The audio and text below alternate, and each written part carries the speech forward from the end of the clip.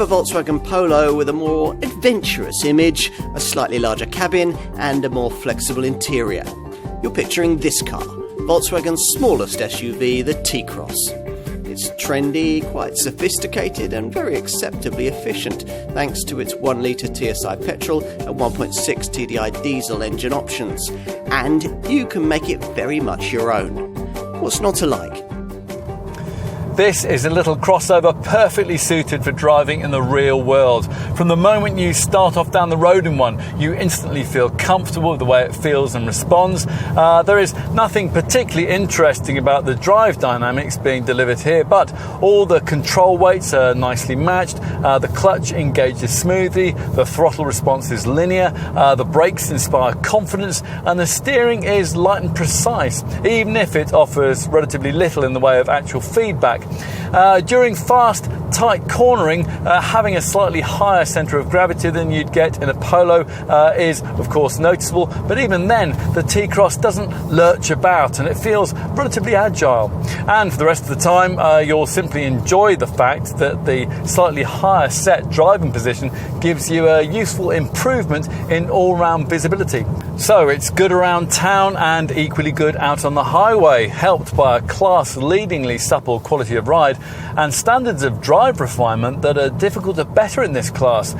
This car is better suited to longer trips than any other rival. But the T-Cross is at heart, as Volkswagen keeps telling us, an urban crossover. It certainly isn't intended for much use away from a paved surface, although light field tracks and muddy car parks will be slightly easier to tackle than they would be in that Polo. Engine-wise, almost all buyers will choose the 1-litre TSI turbo petrol unit we're trying here, available with either 95 PS and a 5-speed manual gearbox, or, as in this case, with 115 PS and a choice of either 6-speed manual transmission or a 7-speed DSG automatic. With the stick shift, up to 47.9 mpg is possible on the WLTP rated combined cycle and 112 grams per kilometre of any DC rated CO2. Volkswagen does offer a minority interest 1.6 litre TDI diesel option with 95 PS. That's variants available with either 5-speed manual transmission or the 7-speed DSG auto. If you want a compact, affordable Volkswagen SUV, but you find the brand's Golf-based T-Roc model a bit too fashion-conscious, then this Polo-based T-Cross will probably be right up your street. Despite the fact that it sits on an MQB A0 platform, supposedly designed for super minis, it's actually not much smaller than a T-Roc in overall size, and it has a boxier, more conventional shape that ought to make it a touch more practical inside. OK, let's take a seat at the wheel. You sit quite commandingly by the standards of this class of car, and it's easy to find a comfortable driving position thanks to loads of wheel and seat adjustment. You might wish that Volkswagen had taken a slightly more extrovert approach to cabin design here. It's well built and ergonomically almost faultless, but it's all a bit grey and dour. But help is at hand for fashionistas in the form of various optional design packs, which add more fashionable finishes for the upholstery, the dashboard and the centre console. All models get this 8-inch centre dash composition media infotainment screen, which delivers all the usual informational, telephone and entertainment options with assured cleverness. Avoid entry-level trim, and you also get the Volkswagen CarNet App Connect setup that you'll need for Apple CarPlay and Android Auto smartphone mirroring.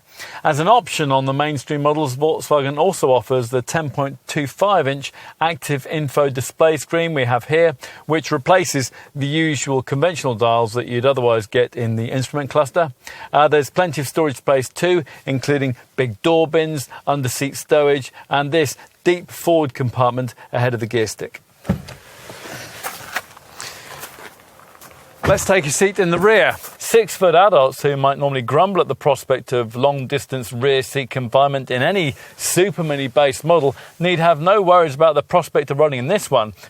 We should also mention this car's party piece, its sliding rear bench, which is standard fit across the range. The seat base slides over a range of 14 centimetres, although in its most forward position, legroom is virtually non-existent, unless the people in front were very short indeed. When it's pushed all the way back, though, there's vastly more legroom than you'd ever expect a car of this size would be able to provide. Finally, let's take a look at luggage space out back. Now, you might hope that the tall shape would free up considerably more boot capacity than you get in a Polo. Well, that depends on the position of that sliding rear bench. If it's pushed all the way back, as it is here, there's 385 litres of space, just 34 litres more than a Polo, but easy enough for a buggy or a few large suitcases. If, however, you were to push the bench right forward, then capacity would rise to 455 litres, and that's 10 litres more than you'll get in Volkswagen's T-Roc SUV from the next class up. Now, you will pay a little more for a T-Cross than you will for some obvious rivals, but what you get in return is a more considered product that restricts its frivolity to a few optional trim packages, but is at heart very much a traditional Volkswagen. You certainly have to be a committed follower of fashion to choose a T-Roc over one of these. It is at heart a very complete small SUV and very much a Volkswagen.